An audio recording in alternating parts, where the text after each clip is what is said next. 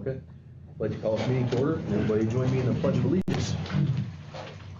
I pledge allegiance to the flag of the United States of America and to the republic for which it stands, one nation, under God, indivisible, with liberty and justice for all.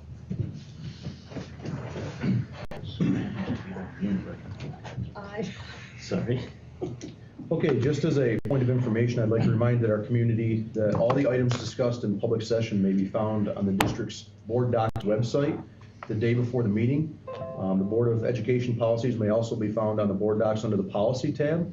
So please contact the district clerk if you have any questions about the items on the agenda. Feel free to follow along with us.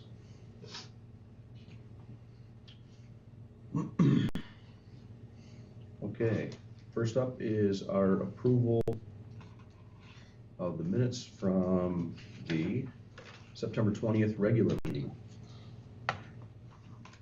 Make a motion to accept them. Do you have a second? Second. All those in favor signify by saying aye. Aye. Opposed? That is carried. Public comment. Is anyone here for public comment? So we'll go right to discussion items. Discussion items. So our policy committee met last night. Paul, would you like to give out a report on that? I can. Okay, I'll give you a second. Thank you. So we went through a number of policies. Some of them were just conforming to what some of New York State's language is going to be. We got guidance from Hogan and Szerzynski, or actually the new firm that they've merged to, for that. Others we are kind of waiting on some languages that are going to change, and we'll update them as we do get that. So I mean, there's not a whole lot to report out on this point. So Is this up in our policy committee library? This format here? For the board members, yes. Okay, so we've changed format a little bit, we being Corey, and I love it because our policy committee meeting, you can see here that our topics and our key points discussed are listed on the left, and then the highlights are on the right-hand side to follow through. So it's a good follow-up for us for policy. It tells us exactly what's recommended for changes for each policy, and whether or not we took action on it for the most part. Yes, thank you for that, Corey. That's very helpful. it was helpful in reviewing them, I can tell you that. So. Yeah, absolutely.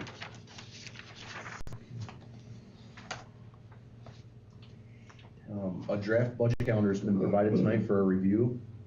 A special meeting is being proposed on April 11th to have a budget update because of two reasons. Our April 4th business meeting is very close to the date when we expect the New York State to release the financial aid runs. And also April 4th meeting is also during our spring break, so some staff or board members may be off. So we're recommending moving this special meeting to April 11th rather than having it on April 4th. Other than that, the budget calendar is penciled out for everybody to see what it's going to look like. Very similar to years past as far as deadlines and target dates for building up the budget. It also tells the public when we're going to be engaging, when we're going to have presentations, when we can expect Meg to do presentations for us, for the community, and then when we ultimately have to have budget adoption and finalization. So we anticipate this coming back at the next meeting for adoption? Yep. So review it, and if you have any questions, we can talk about it before the next meeting, then we'll adopt at the next meeting if that works out for everyone. Okay, next is Ms. Hungerford will give us a verbal update on the business office restructuring. So just an update on some changes since we discontinued several BOCES services at the end of June.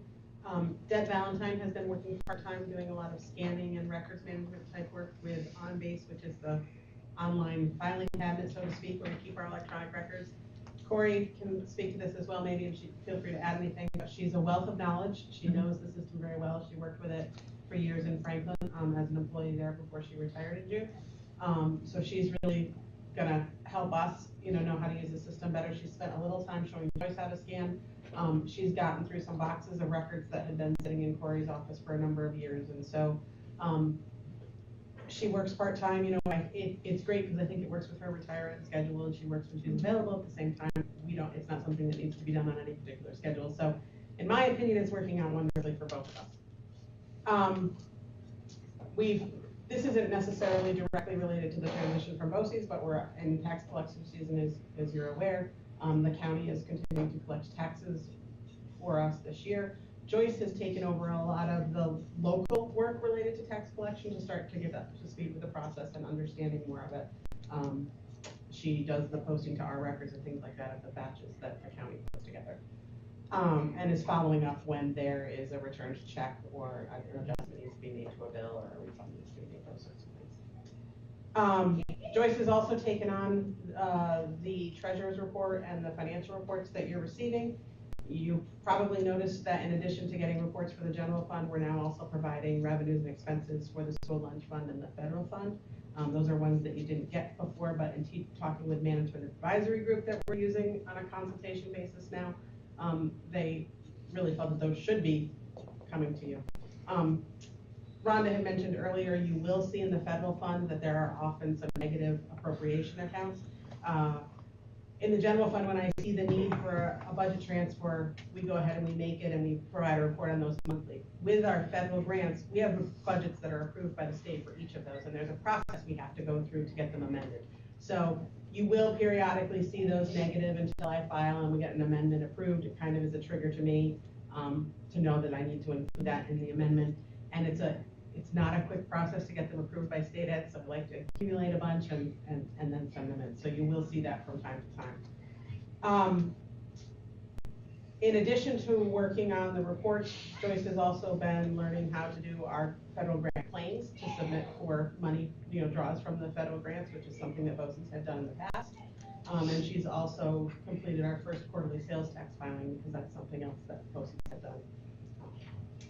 We are inputting all of our accounts payable here for processing. In the past, we had sort of prepared a packet and sent it over to BOCES.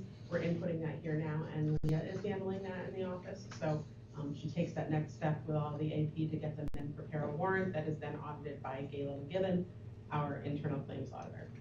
Coming up in the next month or so, I think when we have our first budget meeting with the finance committee, we'd like to just have a little more in-depth discussion with the finance committee and the audit committee about the internal claims auditing process. Because I just want to remind you that the claims auditor works for and is appointed by the board. So this is really a process that's intended to be managed by the board. So we really want to bring you up to speed on the process and what's been instituted and give you the opportunity to give any direction or feedback that you think for things to be the way that you'd like to see them. The Gala and the staff in the business office have really stepped up and gotten what needs to be done. Joyce has been a great addition, so I think things are going well. Great, thank you. We had the opportunity to visit the business office Thursday. Yep. It's very inviting, very nice. Appreciate all the work that you guys have done. And I want to say thank you very much for the finance reports. They're very detailed. We're getting a lot more information and taking the time to review them and stuff. Thank you. And as always, feel free to ask questions.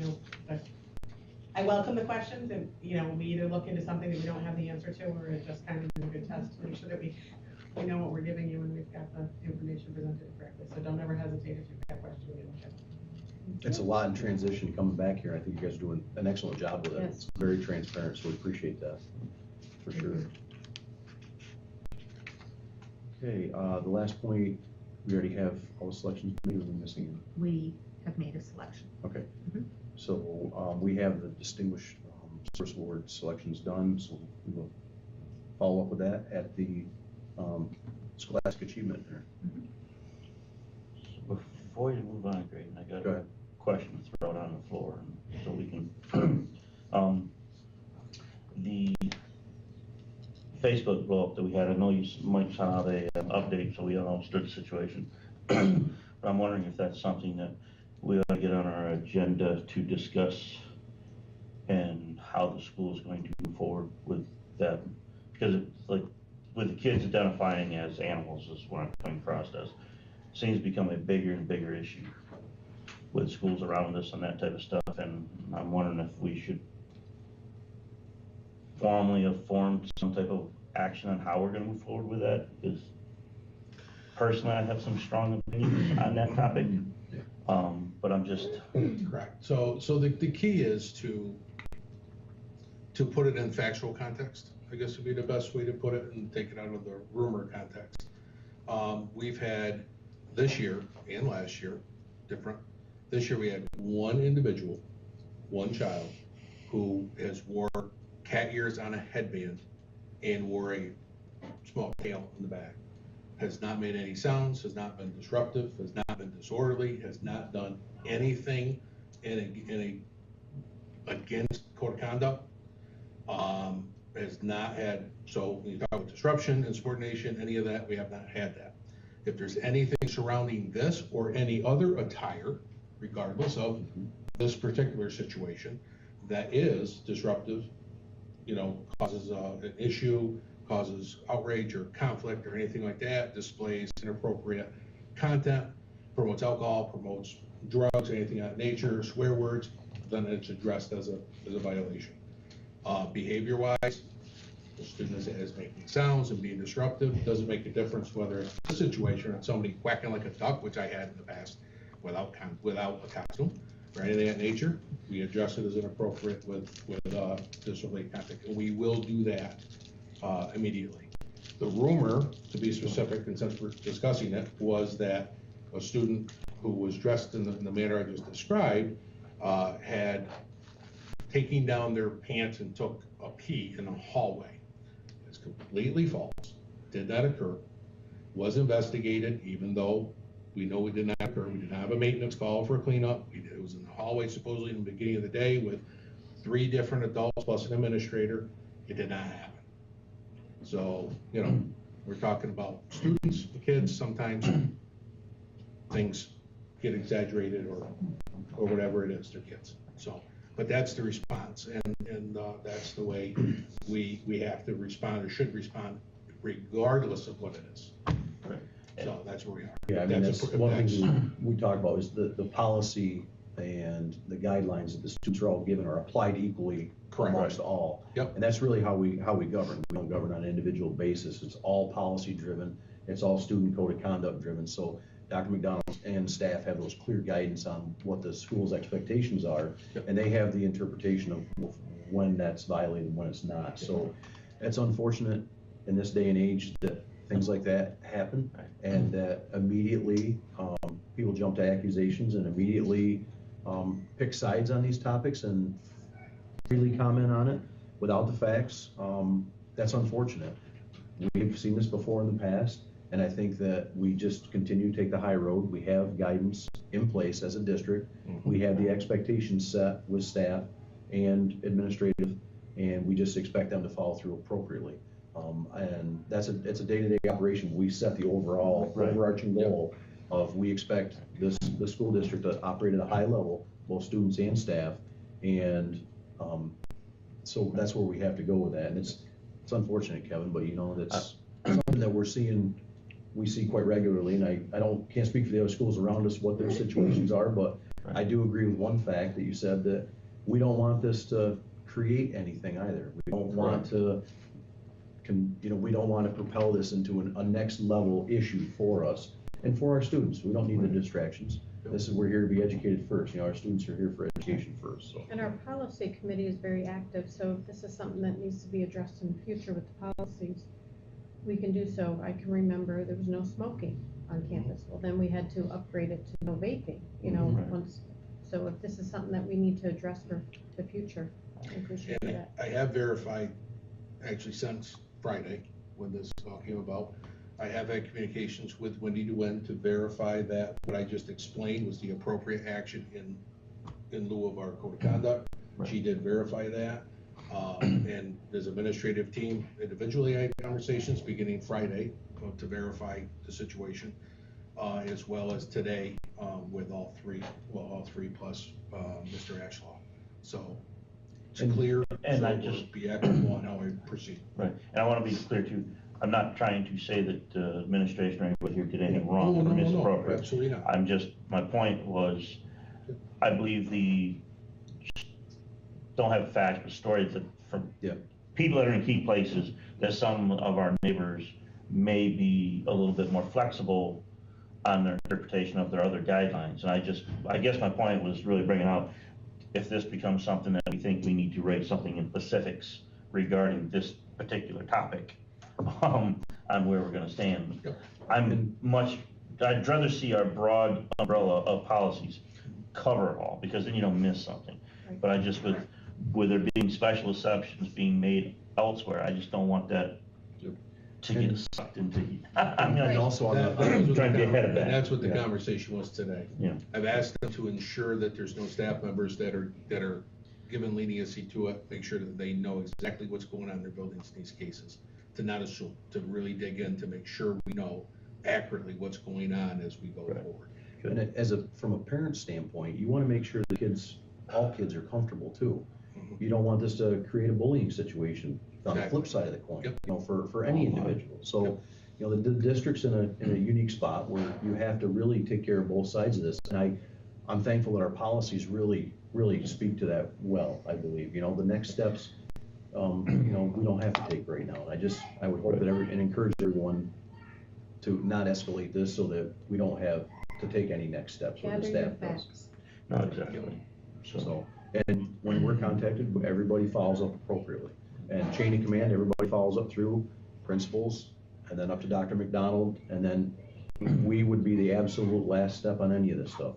So when we get asked, a lot of times, 9 times out of 10, when we're asked, we're like, I actually don't know what you're talking about. But I will, we can check with admin as to what's going on there. So let's just hope that the situation resolves itself. Okay. Correspondence? We have some graduation thank you notes. We received graduation thank you notes from Dear Board of Education. Thank you for the Christine Baker Memorial Scholarship. I'm thankful that I received it, and it will help me out a lot. Or George Del Pino. Dear Board of Education, thank you very much for awarding me the ET3 Arnie Edwards Memorial Award. I'm excited to begin the next chapter of my life, and this scholarship will definitely help me pursue my goal of becoming a physician's assistant here today.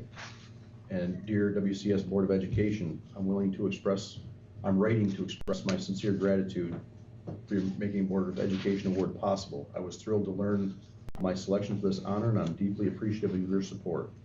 Kind regards, Christian Ritter. Thank you for those. We're not doing 6, right? Right, the independent audit report has been rescheduled to November 1st. So that will impact, there'll be no presentation tonight, and then November 1st, we're expecting a presentation and adoption, Correct. same night. Okay. Are there any addendum to the items? No, we do not have anything tonight. Thank you. And then our consent agenda. Rhonda touched on the financial reports.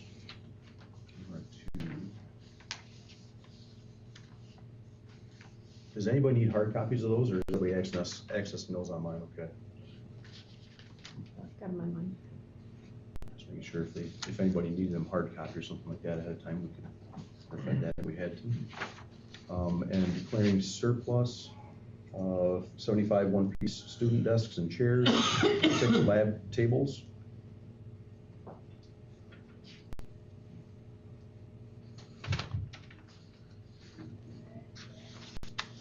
One personnel resignation, retirement received. Not for retirement, just Resignation, excuse me. 3 separate. We have a request for unpaid leave of absence request, and 2 of those. Right, and I need to add Dawn Shanahan to the resolution. Okay.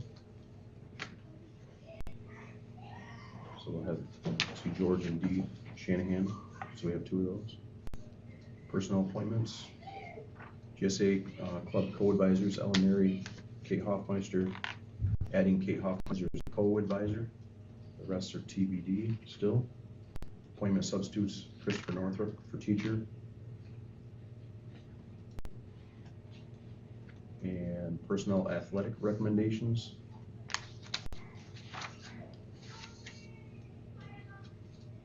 Just have to open that up real quick. Boys basketball, head coach Dave Gardefee, junior varsity coach Crystal Stanton, modified coach Asia Gressler, modified coach Dominic Pitchnick, girls basketball head coach Gary Backus, junior varsity Parker Curley, modified coach Asa Gressler, modified coach Tara Cullen, and volunteer assistant Gary Williams, winter track head coach Ian Clerkin. Our wrestling varsity head coach is still to be determined, and our modified coach Mike Allen, volleyball modified coach Megan Loomis.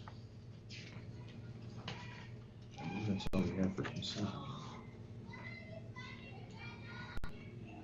We have a motion to approve the consent agenda. Motion. A second. Second. All those in favor signify by saying aye. Aye. Opposed?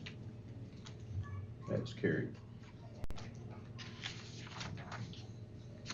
New business, accepting donations. We have recommend the following donations be accepted with appreciation. 12 storage totes from Daisy Queens to the Walton football program. A motion to accept those donations.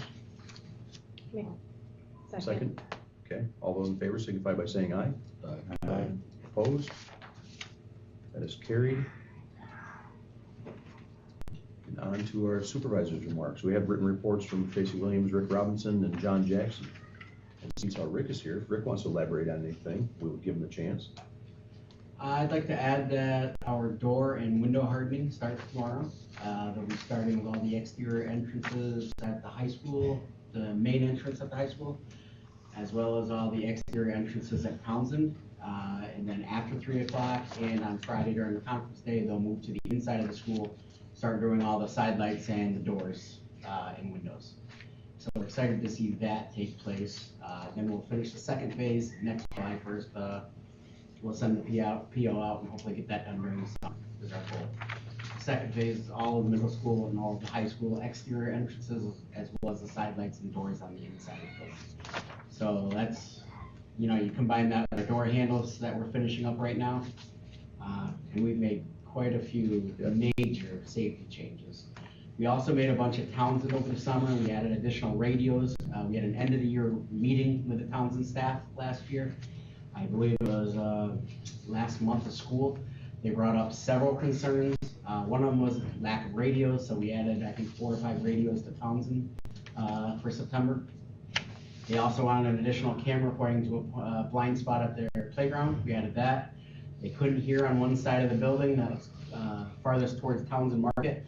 We added a couple exterior IP speakers there, as well as the lighting project this summer, the LED lighting project, addressed another concern with the lights were shutting off on the second floor while staff were still walking in the hallway so they could be in complete darkness. So we addressed quite a few of their concerns, and we're still working on some of the other ones that we feel need to be addressed as soon as possible. One of those includes the parking lot, Yes. that at night and the exterior, they're coming out, it's very dark.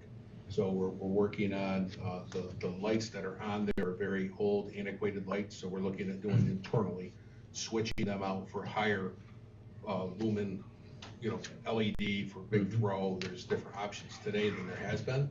So we're hoping that'd be step one, and then if that doesn't address it, then we can address it to bigger scale in a future project, whatever we need to. So I applaud Rick and Miss Hector.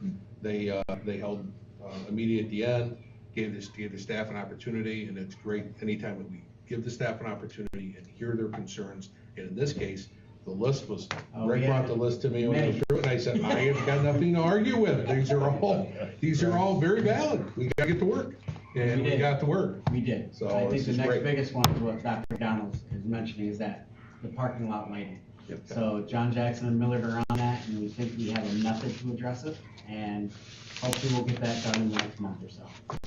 The exterior hardening, it's just so overdue. Can I put it that way?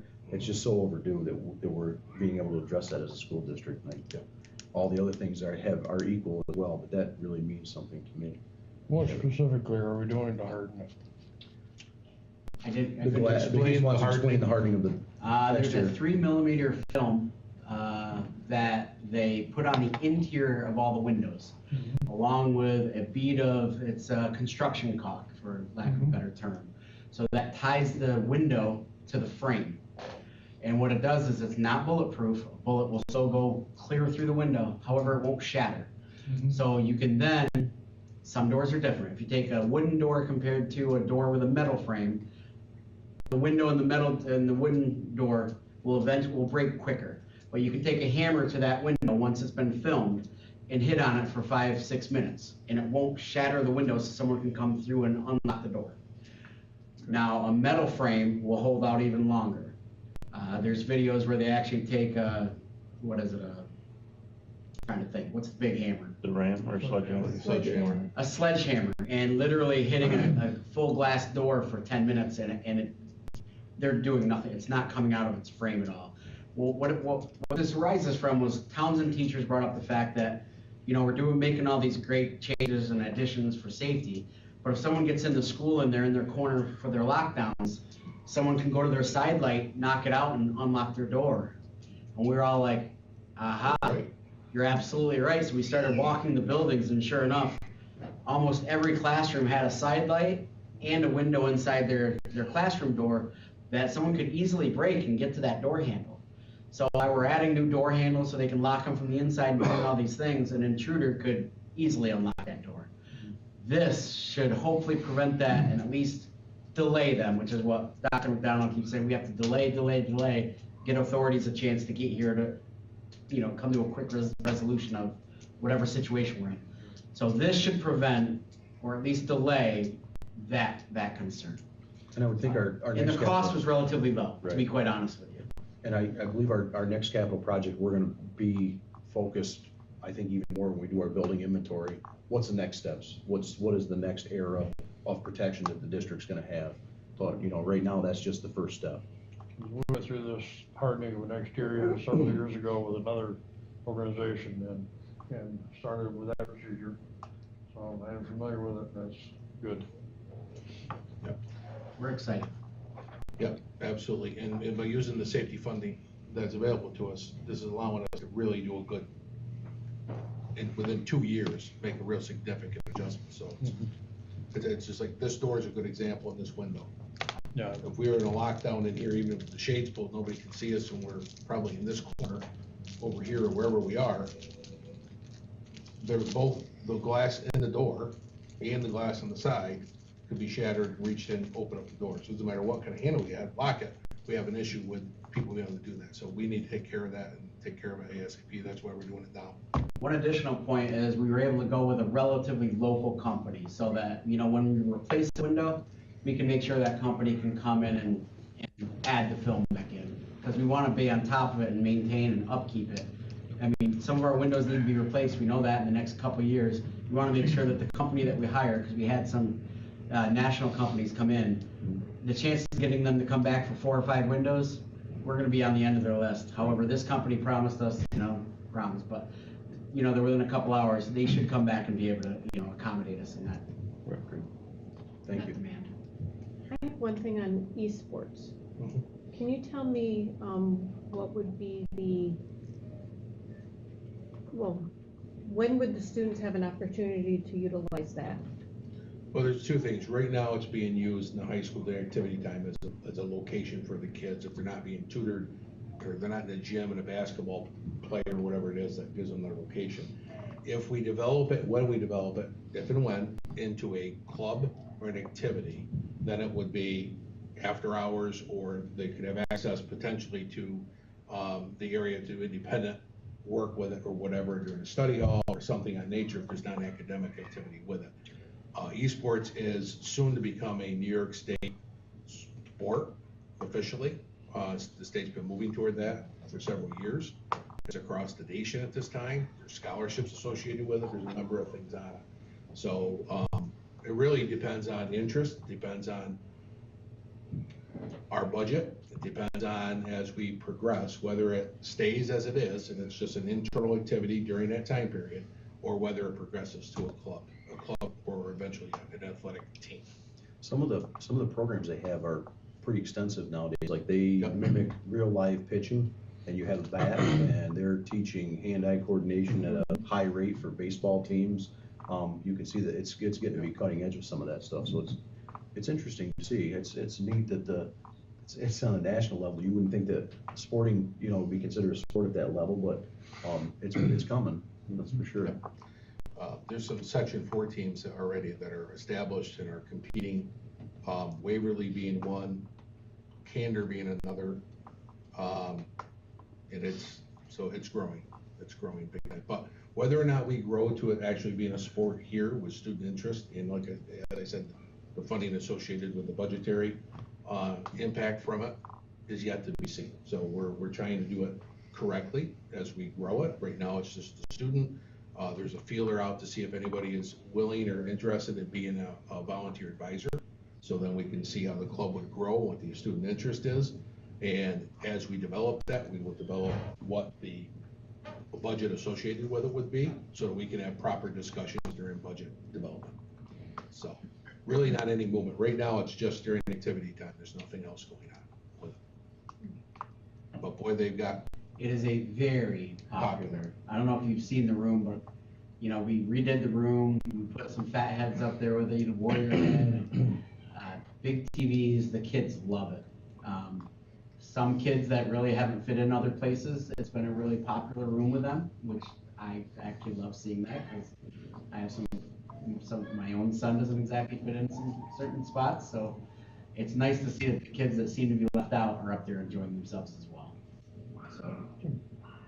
Of course, there's always a concern as a parent, the ones that get too involved in, that type of, and miss out on, socializing in the reality, that's.